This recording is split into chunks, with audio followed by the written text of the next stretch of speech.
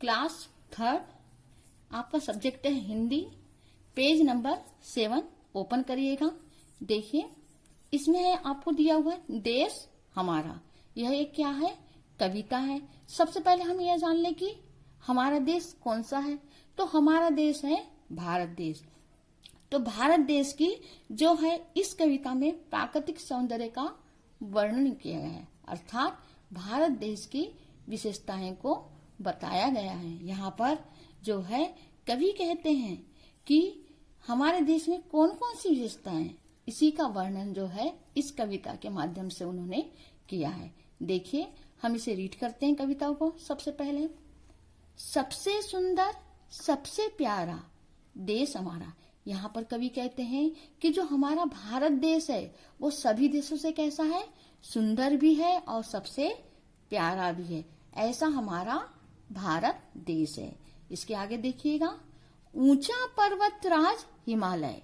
और यहाँ पे ये बताया गया है कि ऊंचा पर्वतराज मतलब पर्वतों का राजा हिमालय है। यहाँ पे ये बताया गया है कि जो इसी भारत देश में ऊंचा जो पर्वतों का राजा कहलाता है हिमालय है। जो क्या पहना हुआ है, देखिए, पहने हिम का ताज हिमालय। जो पहने हिम, हिम यानी होता है बर्फ, ताज यानी होता है मुकुट।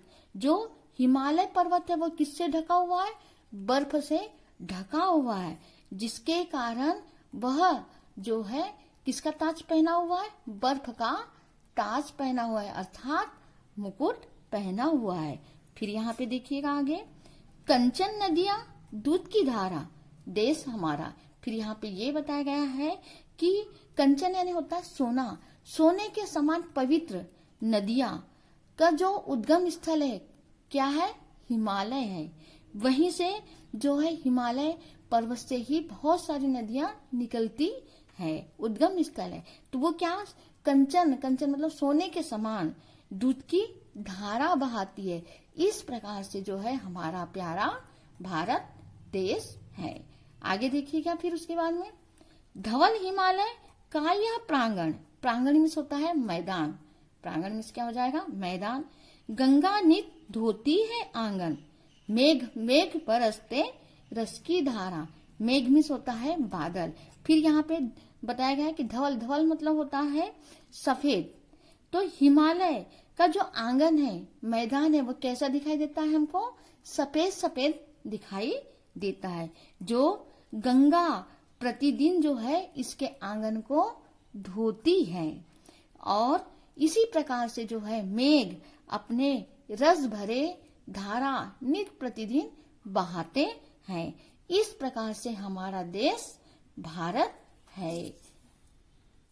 फिर आगे यही बताया गया है कि यहाँ पर जो है हमारे देश में क्या है, सागर भी है, जो किससे भरा हुआ है, रत्नों से भरा हुआ है। तो यहाँ पे यही बताया है कि लहरें आ चरणों को धोती, बिखराती लाला कर मोती।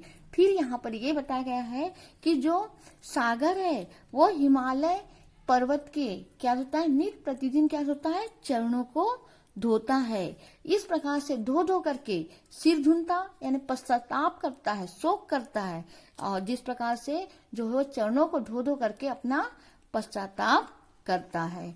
इस प्रकार से जो है हमारे प्यारे भारत देश में सागर हिमालय सभी हैं। फिर आगे देखिए, मलय पवन करता है मंदन, अंग राग करताले चंदन, राग पराग सुरभि की धारा देश हमारा।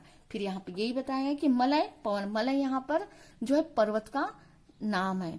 मलय मीन्स होता है वैसे चंदन भी होता है, मतलब मलय गिरी में जो है किसके वृक्ष है, चंदन के वृक्ष है।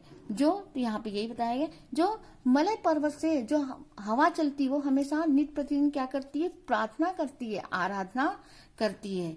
अंगराग करता ले चंद्र, अंगराग का मतलब होता है उपटन, और यहाँ से जो वायु चलती है वो चंदन की तरह, उपटन की तरह कैसा होता है, सब को जो है सभी को पवित्र कर देता है। फिर है राग पराग सुरभि की धारा, और सबके हृदय में, राग मतलब होता है प्रेम, पराग मतलब होता है रस, और सुरभि मतलब सुगंधित वायु। तो यहाँ पे यही बताया है, और सबके हृदय में जो है प्रेम की रस और सुगंधित वायु की धारा बहती है। इस प्रकार से जो है हमारा प्यारा देश है।